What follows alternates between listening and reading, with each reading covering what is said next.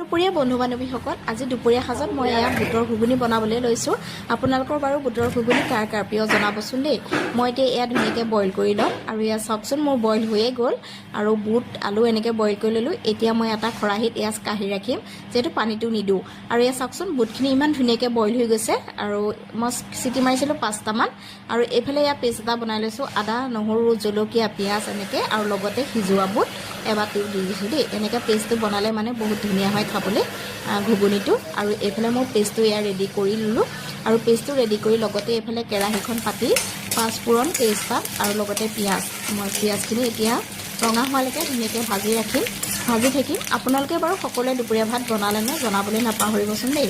মোৰ আজি ভাত খোৱা সোনকালে, কিন্তু ভিডিঅ'টো এডিট কৰি দিয়াহে দেৰি হ'ল।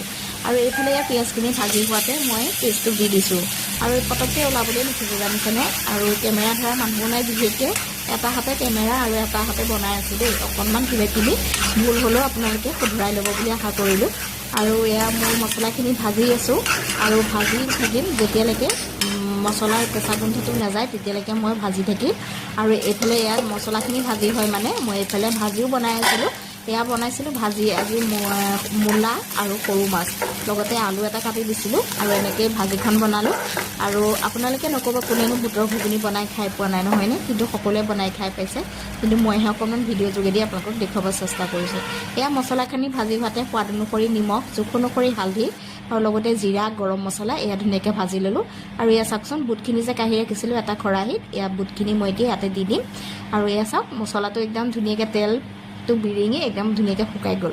আৰু এয়া মই এতিয়া তিওৱা বুটখিনি মানে যোনখিনি বুট সিজাই ৰাখিছিলোঁ বইল কৰি, আৰু সেই বুটখিনি মই এতিয়া ভাজি দিছোঁ। চাওকচোন মছলাখিনি ইমান ধুনীয়াকৈ লাগি ধৰিছে।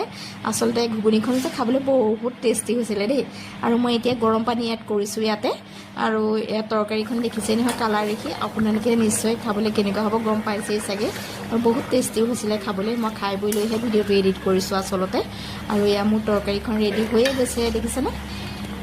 আৰু এনেকৈ বাৰু খাই কোনে কোনে ভাল পায় সেইটো জনাবচোন দেই। মই বিৰাটেই বেছি ভাল পাওঁ।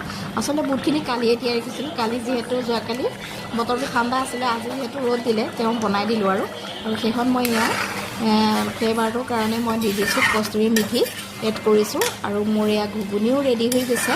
আৰু আপোনালোকে ভিডিঅ'টো চাই বাৰু কেনেকুৱা পালে জনাবলৈ নাপাহৰিব।